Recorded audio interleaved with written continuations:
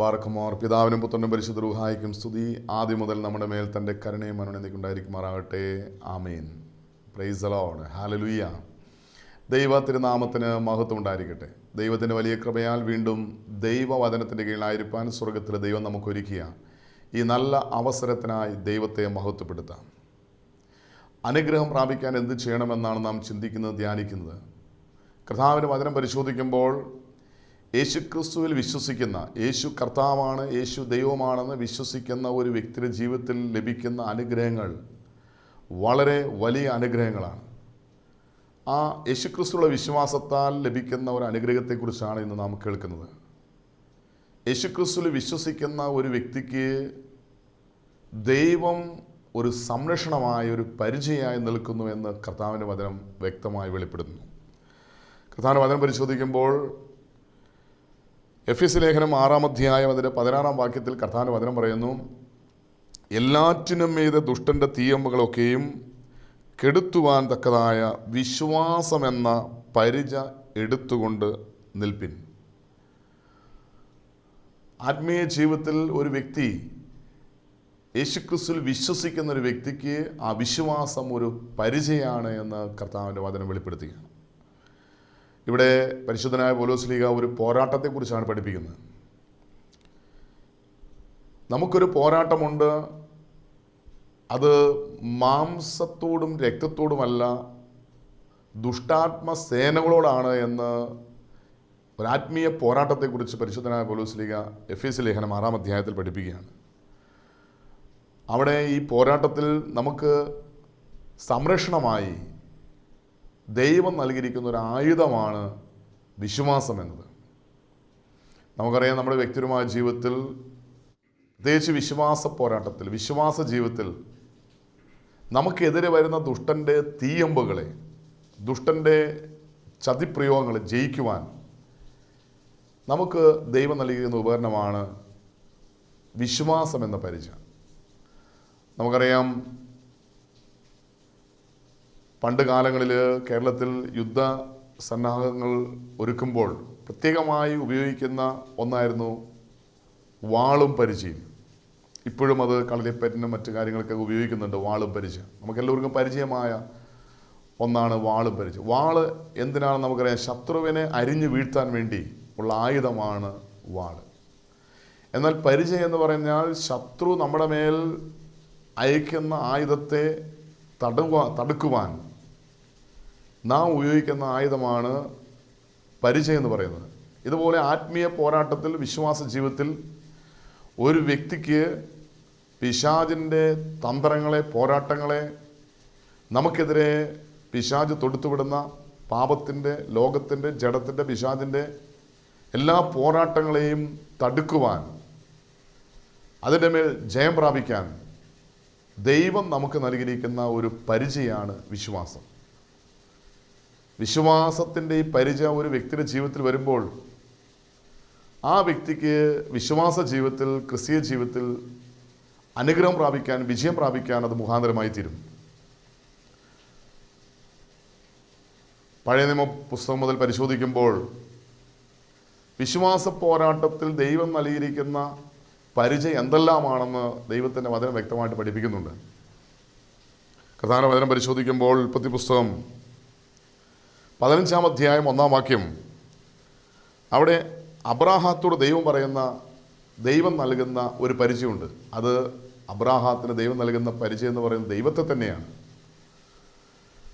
നമുക്കെതിരെ വരുന്ന പോരാട്ടങ്ങൾ ജയിക്കുവാൻ, അല്ലെങ്കിൽ നമുക്കെതിരെ വരുന്ന ആയുധങ്ങളെ തടുക്കുവാൻ ദൈവം നമുക്ക് നൽകുന്ന ഒരു ആയുധമാണ്, ഒരു പരിചയമാണ് ദൈവ സാന്നിധ്യം.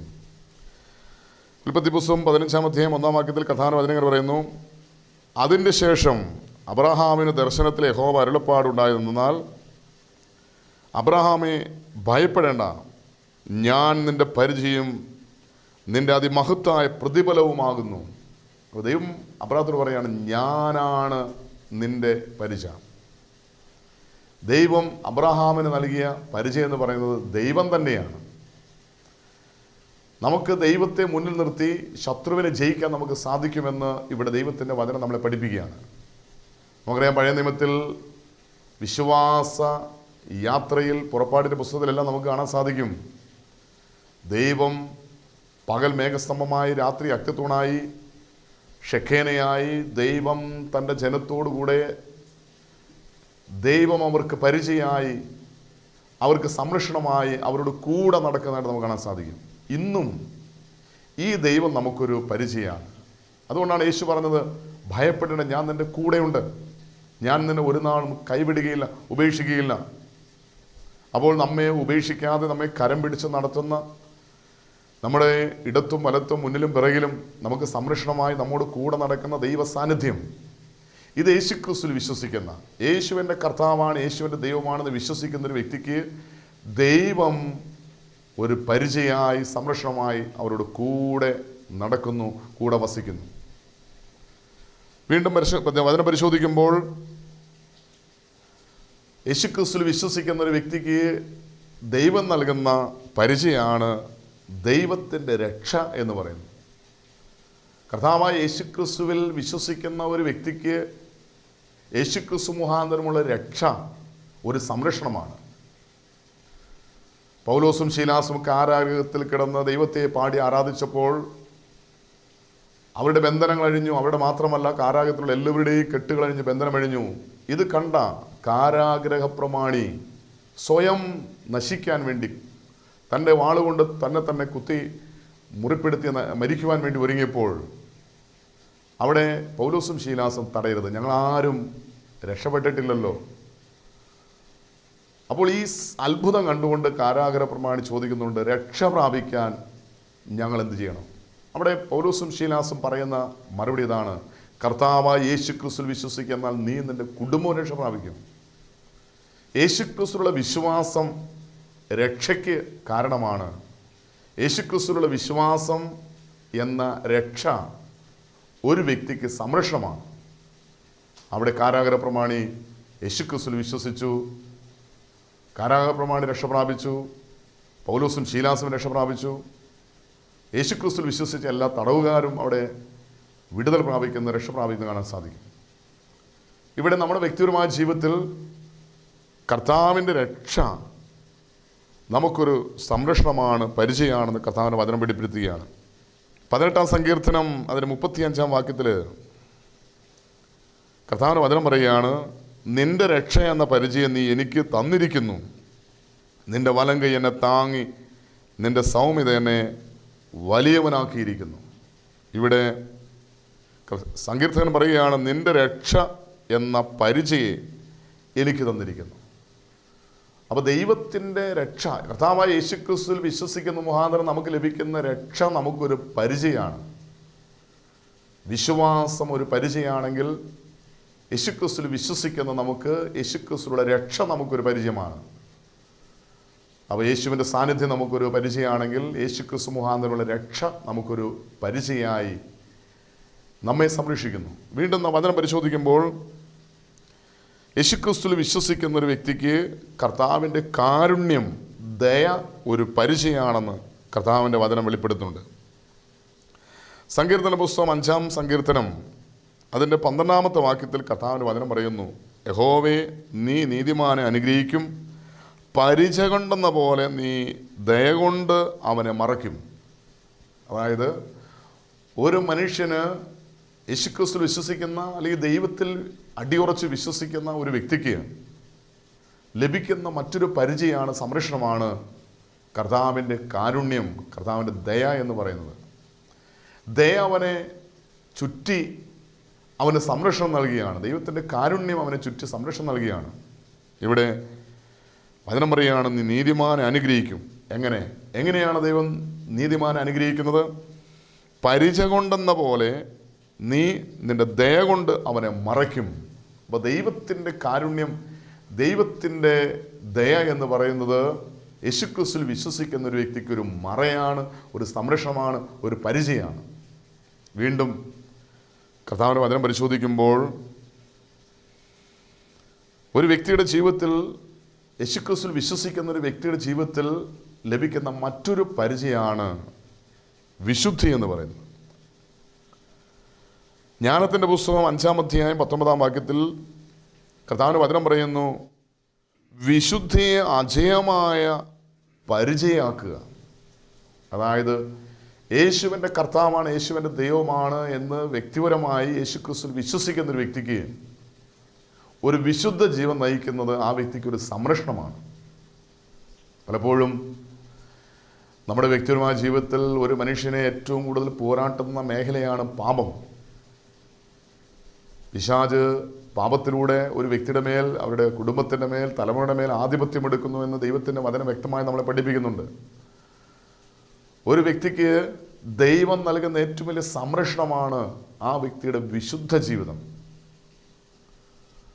വിശുദ്ധ ജീവിതത്തിൽ നിന്ന് പിന്മാറിക്കഴിഞ്ഞാൽ, വിശുദ്ധിയിൽ നിന്ന് വീണുപോയി കഴിഞ്ഞാൽ ആ വ്യക്തിയെ പിശാച് നശിപ്പിക്കുമെന്ന് കർത്താവായ യേശുക്രിസ്തു വ്യക്തമായി ഉദാഹരണ സഹിതം ഒരു ഉപമയിലൂടെ വെളിപ്പെടുന്നുണ്ട്.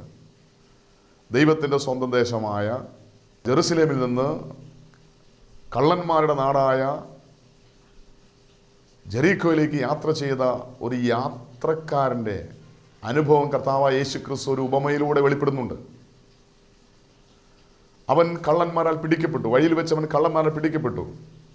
അവൻ്റെ വസ്ത്രം ഉരിഞ്ഞ് അവനെ മുറിവേൽപ്പിച്ച് അർത്ഥപ്രാണനായി ഇട്ടേച്ചു പോകുന്നതായിട്ട് നമുക്ക് യേശുക്രിസ്തു ഒരു ഉപമയിലൂടെ വെളിപ്പെടുന്നുണ്ട്. ഇതിന് നല്ല ശമരിയാക്കാരൻ്റെ ഉപമയെന്ന് നമ്മൾ പറയാറുണ്ട്. ഈ സംഭവം നമുക്ക് എല്ലാവർക്കും അറിയാം. അതായത് ഒരു മനുഷ്യൻ ദൈവാനുഭവത്തിൽ ജീവിക്കുന്ന, ദൈവത്തിൻ്റെ നാടായ, ദൈവത്തിൻ്റെ അപ്പത്തിൻ്റെ നാടായ, ദൈവത്തിൻ്റെ സാന്നിധ്യം നിറഞ്ഞു നിൽക്കുന്ന ജെറുസലേമിൽ നിന്ന് ജെറീക്കോയിലേക്കുള്ള യാത്രാമധ്യേ, അതായത് ദൈവാനുഭവത്തിൽ നിന്ന്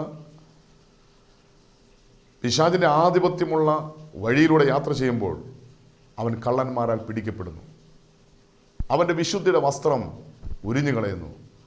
അവനെ മുറിവേൽപ്പിക്കുന്നു. അർത്ഥപ്രാണനായി ഇട്ടേച്ചു പോകുന്നു. അതിനെ വ്യക്തമായിട്ട് പഠിപ്പിക്കുന്നുണ്ട്. കർത്താവായ യേശുക്രിസ്തു പഠിപ്പിക്കുകയാണ്, യോഹന്നാൻ 10:10, കള്ളൻ വരുന്നത് അറുപ്പാനും മുടിപ്പാനും നശിപ്പിക്കുവാനുമാണ്. അങ്ങനെയാണെങ്കിൽ ഒരു വ്യക്തിയുടെ സംരക്ഷണം എന്ന് പറയുന്ന ഒരു വിശുദ്ധ ജീവിതമാണ്. വിശുദ്ധി ഒരു പരിചയമാണ്. അതിനെ പറയുന്നത് ജ്ഞാനത്തിൻ്റെ പുസ്തകത്തിൽ പറയുകയാണ്, ജ്ഞാനം 5:19 പറയുന്നു, വിശുദ്ധി അജയമായ ഒരു പരിചയമാണ്. അങ്ങനെയാണെങ്കിൽ യേശുക്രിസ്തുവിൽ വിശ്വസിക്കുന്ന, യേശുക്രിസ്തു എൻ്റെ കർത്താവാണ്, എൻ്റെ ദൈവമാണെന്ന് വിശ്വസിക്കുന്ന, യേശുക്രിസ്തുവിലുള്ള വിശ്വാസം മുഖാന്തരമായി ഒരു വ്യക്തിക്ക് ലഭിക്കുന്ന ഒരു പരിചയമാണ് വിശുദ്ധി എന്ന് പറയുന്നത്.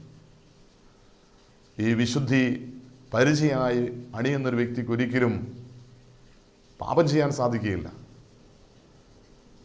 അവർ പാപം ചെയ്യുന്നതിനേക്കാൾ നല്ലത് മരിക്കുന്നതായിട്ടാണ് വിശുദ്ധ ജീവൻ നയിക്കുന്ന ഒരു വ്യക്തിയുടെ അനുഭവം നമുക്ക് വിശുദ്ധന്മാരുടെ ജീവിതത്തിൽ മനസ്സിലാക്കാൻ സാധിക്കുന്നു. നമുക്കറിയാം, ഇന്ന് സഭയിൽ അനേകം വിശുദ്ധന്മാർ നാം ആദരിക്കുന്നു, ബഹുമാനിക്കുന്നു, അവരുടെ മധ്യസ്ഥയിൽ അഭയം പ്രാപിക്കുന്നു. ഇവരൊക്കെ വിശുദ്ധരായി തീരാൻ കാരണം അവർ പാപത്തേക്കാൾ വലുതായി ഒരു വിശുദ്ധ ജീവൻ നയിക്കുവാൻ വില കൊടുത്തു. ദൈവത്തിന് വേണ്ടി, യേശുക്രിസ്തുവിന് വേണ്ടി രക്തസാക്ഷികളായിത്തീരാൻ അവർ വില കൊടുത്തതുകൊണ്ട് അവർ വിശുദ്ധരായി. നമ്മുടെ വ്യക്തിപരമായ ജീവിതത്തിൽ വിശുദ്ധി എന്ന പരിചയമുണ്ടെങ്കിൽ ഒരിക്കലും നമുക്ക് പാപം ചെയ്യാതെ കർത്താവായ യേശുക്രിസ്തുവിനെ രക്ഷകനും നാഥനുമായ ഹൃദയത്തിൽ സ്വീകരിച്ച് വിശുദ്ധി എന്ന പരിചയ ധരിച്ച് അന്ത്യം വരെ ഒരു വിശുദ്ധ ജീവൻ നയിക്കാൻ സാധിക്കും. വിശുദ്ധി ഒരു പരിചയമായി സ്വീകരിക്കുന്ന ഒരു വ്യക്തി യേശുക്രിസ്തുവിൽ അടിയുറച്ച് വിശ്വസിക്കുന്ന ഒരു വ്യക്തിയാണ്. യേശുക്രിസ്തുവിനെ സ്നേഹിക്കുന്ന, യേശുവിനെ കർത്താവ് ദൈവമായ ഹൃദയത്തിൽ സ്വീകരിക്കുന്ന ഒരു വ്യക്തിക്ക് ഒരിക്കലും പാപം ചെയ്യാൻ സാധിക്കുകയില്ല. വിശുദ്ധ ജീവൻ നയിക്കുന്ന വ്യക്തിയെ തൊടാൻ പിശാചിന് ഭയമാണ്, ശത്രുവിന് ഭയമാണ്. തൊട്ടാൽ പിശാചിന് പൊള്ളും. അതുകൊണ്ട് വിശുദ്ധി ഒരു പരിചയമായി അന്ത്യം വരെയും ഒരു വിശുദ്ധ ജീവൻ നയിക്കാൻ ദൈവം നമുക്ക് നൽകിയിരിക്കുന്ന ഒരു പരിചയമാണ് വിശുദ്ധി എന്ന പരിചയം. വീണ്ടും കർത്താവിന്റെ വചനം പരിശോധിക്കുമ്പോൾ കർത്താവിൻ്റെ വിശ്വസ്തത, കർത്താവിലുള്ള വിശ്വസ്തത അതൊരു പരിചയമാണെന്ന് കർത്താവിൻ്റെ വചനം വ്യക്തമായിട്ട് ദൈവത്തിൻ്റെ പരിശുദ്ധാത്മാവ് ദൈവവചനത്തിലൂടെ പഠിപ്പിക്കുന്നുണ്ട്. 91 സങ്കീർത്തനം അതിൻ്റെ 4-ാം വാക്യം, തൻ്റെ തൂവൽ കൊണ്ട് അവൻ നിന്നെ മറയ്ക്കും, അവൻ്റെ ചിറയും കീഴിൽ നീ ശരണം പ്രാപിക്കും, അവൻ്റെ വിശ്വസ്തത നിനക്ക് പരിചയം പലകയുമാകുന്നു. കർത്താവിലുള്ള വിശ്വസ്തത, കർത്താവിൻ്റെ വിശ്വസ്തത, അതായത് കർത്താവിലുള്ള വിശ്വസ്തത നിനക്കൊരു പരിചയമാണ്. ഇന്ന് പലപ്പോഴും നാം വീണു പോകാനൊരു കാരണം, അല്ലെങ്കിൽ ശത്രു നമ്മെ പരാജയപ്പെടുത്താനുള്ള ഒരു കാരണം, കർത്താവിൻ്റെ വിശ്വസ്തത നമ്മിൽ പരിചയമായി നാം സ്വീകരിക്കാത്തതുകൊണ്ടാണ്. കർത്താവിന് വേണ്ടി യേശുക്രിസ്തുവിനെ കർത്താവ് ദൈവമായ ഹൃദയത്തിൽ വിശ്വസിച്ച് യേശുവിന് വേണ്ടി ഒരു വിശുദ്ധ ജീവൻ നയിക്കാൻ തീരുമാനമെടുക്കുന്നൊരു വ്യക്തി കർത്താവിൻ്റെ വിശ്വസ്തത ഒരു പരിചയമായി സ്വീകരിക്കുന്നില്ല എങ്കിൽ ആ വ്യക്തി പിശാചിൻ്റെ അല്ലെങ്കിൽ ശത്രുവിൻ്റെ പോരാട്ടത്തിൽ പരാജയം അനുഭവിക്കേണ്ടി വരും. ഇവിടെ വിശ്വസ്തതയ്ക്ക് വലിയ പ്രാധാന്യമുണ്ട്. കർത്താവിൻ്റെ വചനം പറയുന്നു, അലസത പിശാചിൻ്റെ കെണിയാണ്. അലസ മനസ്സിൽ പിശാച് ആധിപത്യമെടുക്കും. അങ്ങനെയാണെങ്കിൽ കർത്താവിനുള്ള വിശ്വസ്തത, കർത്താവിൻ്റെ വിശ്വസ്തത നമ്മിൽ ഈ തിന്മയെ ജയിക്കുവാൻ, അലസതയെ ജയിക്കുവാൻ, വിശ്വസ്തയോടെ കർത്താവിനോട് നിൽക്കുവാൻ അത് കൃപയായി നമുക്ക് ലഭിക്കും. വീണ്ടും വചനം പരിശോധിക്കുമ്പോൾ കർത്താവായ യേശുക്രിസ്തുവിൽ വിശ്വസിക്കുന്ന വ്യക്തിക്ക് ലഭിക്കുന്ന മറ്റൊരു പരിചയമാണ് പ്രാർത്ഥന എന്ന പരിചയം. ജ്ഞാനത്തിൻ്റെ പുസ്തകം 18-ാം അധ്യായം 21-ാം വാക്യം പരിശോധിക്കുമ്പോൾ അവിടെ കർത്താവിന്റെ വചനം പറയുന്നുണ്ട്, തൻ്റെ ശുശ്രൂഷയുടെ പരിചയമായ പ്രാർത്ഥന. അപ്പോൾ ഒരു വ്യക്തിയുടെ പരിചയമാണ് പ്രാർത്ഥന എന്ന് പറയുന്നത്. പ്രാർത്ഥന ഒരു സംരക്ഷണമാണ്. പ്രാർത്ഥന നമുക്ക് മാത്രമല്ല, നാം ആർക്കെല്ലാം വേണ്ടി പ്രാർത്ഥിക്കുന്നു അവർക്കെല്ലാം അതൊരു പരിചയമാണ്. മറ്റുള്ളവർക്ക് സംരക്ഷണം നൽകുവാനും നമുക്ക് സ്വയം സംരക്ഷണം പ്രാപിക്കുവാനും ദൈവം നമുക്ക് നൽകിയിരിക്കുന്ന ഒരു പരിചയമാണ് പ്രാർത്ഥന എന്ന് പറയുന്നത്. അത് വ്യക്തിപരമായ പ്രാർത്ഥന നമുക്ക് വ്യക്തിപരമായ സംരക്ഷണമാണെങ്കിൽ, മധ്യസ്ഥ പ്രാർത്ഥന മറ്റുള്ളവർക്ക് ഒരു സംരക്ഷണമായി മാറുന്നു. നമ്മുടെ വ്യക്തിപരമായ ജീവിതത്തിൽ ഈ പ്രാർത്ഥന എന്ന പരിചയം എത്രത്തോളം നാം അത് ഉപയോഗിക്കാറുണ്ട് എന്ന് നമ്മൾ സ്വയം ഒന്ന് പരിശോധിക്കണം. നമുക്ക് വേദന വരുമ്പോൾ, ദുഃഖം വരുമ്പോൾ, ആവശ്യങ്ങൾ വരുമ്പോൾ പ്രാർത്ഥിക്കുന്ന ഒരു വ്യക്തി മാത്രമായി മാറാതെ കർത്താവിൻ്റെ സംരക്ഷണം നമ്മുടെ കൂടെ ഉണ്ടാകണമെങ്കിൽ, കർത്താവിൻ്റെ സാന്നിധ്യം നമുക്ക്, കർത്താവിൻ്റെ സംരക്ഷണം നമുക്ക്, കർത്താവിൻ്റെ വിശ്വാസം നമുക്ക് പരിചയമായി നമ്മുടെ കൂടെ ഉണ്ടാകണമെങ്കിൽ ഈ പ്രാർത്ഥന എന്ന പരിചയം നമ്മുടെ കൂടെ ഉണ്ടായിരിക്കണം. പലപ്പോഴും നമുക്ക് ഈ പരിചയങ്ങളെല്ലാം സ്വന്തമാക്കാനുള്ള ഒരു വഴിയും ഈ പ്രാർത്ഥന തന്നെയാണ്. അതായത് ദൈവ സാന്നിധ്യമാകുന്ന പരിചയം സ്വന്തമാക്കുവാൻ, അതുപോലെ തന്നെ കർത്താവിൻ്റെ രക്ഷ എന്ന പരിചയം സ്വന്തമാക്കുവാൻ, കർത്താവിൻ്റെ കാരുണ്യമാകുന്ന ദയാകുന്ന പരിചയം സ്വന്തമാക്കുവാൻ, കർത്താവിനുള്ള വിശ്വസ്തത, കർത്താവിൻ്റെ വിശ്വസ്തത നമ്മുടെ ജീവിതത്തിൽ പരിചയമായി തീരുവാൻ, വീണ്ടും വിശുദ്ധി ഒരു പരിചയമായി തീരുവാൻ കർത്താവായ യേശുക്രിസ്തുവിലുള്ള വിശ്വാസ മുഖാന്തരം പ്രാർത്ഥനയിലൂടെ ഇത് സ്വന്തമാക്കുന്നു. പ്രാർത്ഥിക്കുന്ന ഒരു വ്യക്തിയുടെ കൂടെ കർത്താവിൻ്റെ സാന്നിധ്യമുണ്ട്.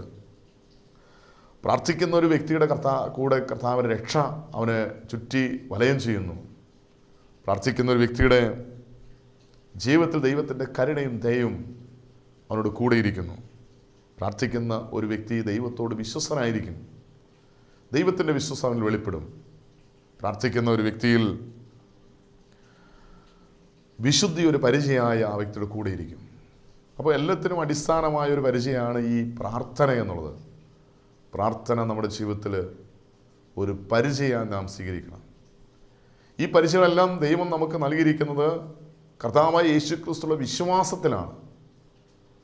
ദുഷ്ടൻ്റെ സകല തീയമ്പുകൾ ജയിക്കുവാൻ വിശ്വാസം എന്ന ഈ പരിചയയിലൂടെ നമുക്ക് ലഭിക്കുന്ന എത്രമാത്രം സംരക്ഷണമാണ്, പരിചയമാണ് എന്ന് ദൈവവചനം നമ്മളെ ഓർമ്മപ്പെടുത്തുകയാണ്. ഇന്ന് പലപ്പോഴും ജീവിതത്തിൽ സംരക്ഷണം ലഭിക്കാതെ പോരാട്ടത്തിൽ പരാജയപ്പെട്ട് ശത്രുവിൻ്റെ കയ്യിലൊരു ആയുധമായി പാപത്തിൻ്റെ, ലോകത്തിൻ്റെ, ജഡത്തിൻ്റെ, പിശാചിൻ്റെ, നരകത്തിൻ്റെ അടിമനുഖത്തിന് കീഴിൽ നിത്യനാശത്തിലേക്ക് പോകുന്ന എത്രയോ വ്യക്തികൾ നമുക്ക് ചുറ്റും. അതിലൊരു വ്യക്തിയാണോ ഞാനെന്ന് സ്വയം ഒന്ന് പരിശോധിക്കുക. എങ്കിൽ കർത്താവിൻ്റെ സന്നിധിയിൽ നമുക്ക് വിനയത്തോടെ പ്രാർത്ഥിക്കാം. കർത്താവേ, നിൻ്റെ ഈ പരിചയങ്ങളെല്ലാം എനിക്ക് സ്വന്തമാക്കണം. അതിനൊരു തീരുമാനം ഇന്ന് ഈ നിമിഷം നമ്മൾ എടുക്കണം. ഞാൻ പ്രാർത്ഥിക്കുന്നൊരു വ്യക്തിയായി മാറും. യേശുവിൻ്റെ കർത്താവാണ്, യേശുവിൻ്റെ ദൈവമാണെന്ന് വിശ്വസിച്ച് ആ യേശുവിനെ എൻ്റെ ഹൃദയത്തിൽ ഒന്നാം സ്ഥാനം നൽകി.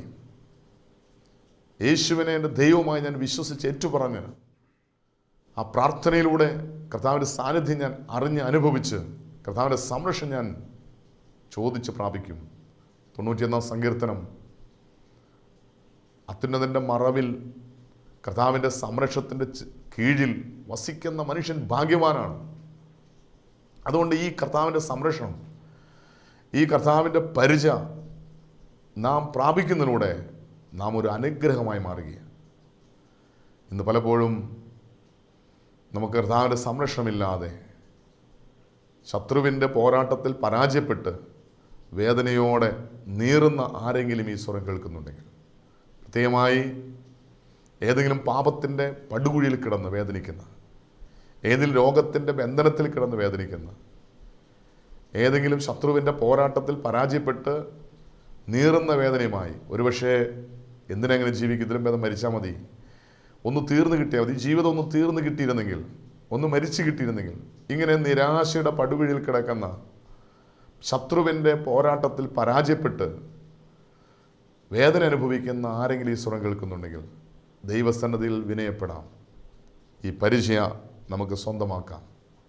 വിശ്വാസം എന്ന പരിചയം എടുത്തുകൊണ്ട്, അതോടൊപ്പം കർത്താവിൻ്റെ സാന്നിധ്യമാകുന്ന സംരക്ഷണം എടുത്തുകൊണ്ട്, കർത്താവിൻ്റെ രക്ഷയാകുന്ന പരിചയം എടുത്തുകൊണ്ട്, കർത്താവിൻ്റെ കാരുണ്യമാകുന്ന പരിചയം എടുത്തുകൊണ്ട്, കർത്താവിൻ്റെ വിശ്വസ്തത പരിചയമായി സ്വീകരിച്ചുകൊണ്ട്, ഒരു വിശുദ്ധി ഒരു പരിചയമായി സ്വീകരിച്ചുകൊണ്ട്, പ്രാർത്ഥന ഒരു പരിചയമായി സ്വീകരിച്ചുകൊണ്ട് ശത്രുവിൻ്റെ എല്ലാ പോരാട്ടങ്ങളും ജയിക്കുവാൻ നമുക്ക് നമ്മെ തന്നെ ദൈവകരങ്ങളിൽ ഏൽപ്പിച്ചുകൊണ്ട് നമുക്കിങ്ങനെ പ്രാർത്ഥിക്കാം. കണ്ണുനടയ്ക്കാം.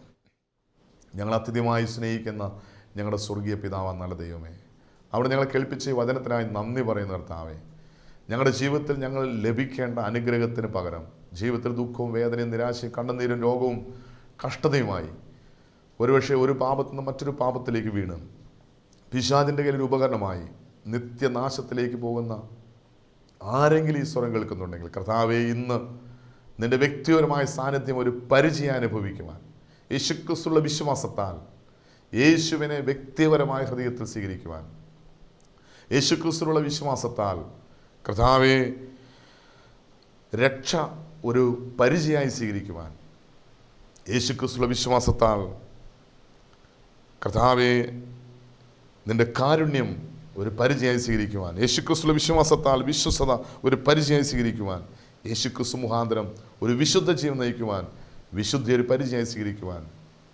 യേശുവിനുള്ള ബന്ധത്തിൽ വ്യക്തിപരമായ പ്രാർത്ഥന, മറ്റുള്ളവർക്ക് വേണ്ട പ്രാർത്ഥന ഒരു പരിചയമായി സ്വീകരിക്കുവാൻ തക്കവണ്ണം ഈ വചനം കേൾക്കുന്ന എല്ലാവരെയും അവിടുന്ന് സഹായിക്കണം. പരിശുദ്ധാത്മാവായ ദൈവമേ, ഈ വചനം അനുസരിക്കുവാനുള്ള കൃപയും ശക്തി അഭിഷേകവും കർത്താവെ ഈ കേൾക്കുന്ന എല്ലാവർക്കും നൽകുവാനാണ് പ്രാർത്ഥിക്കണം.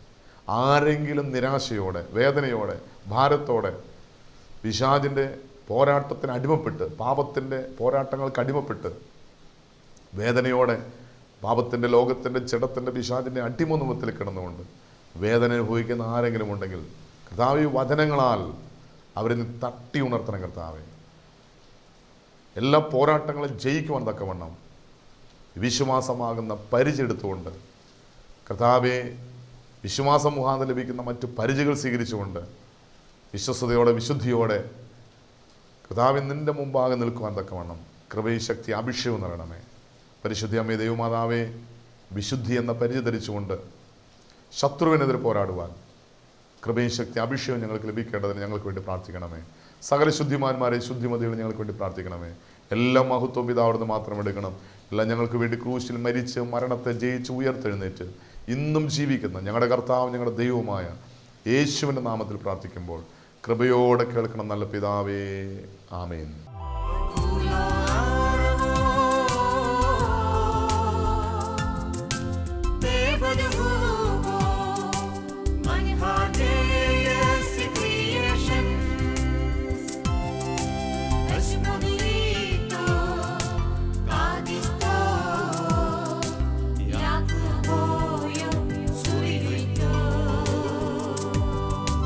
Beshmani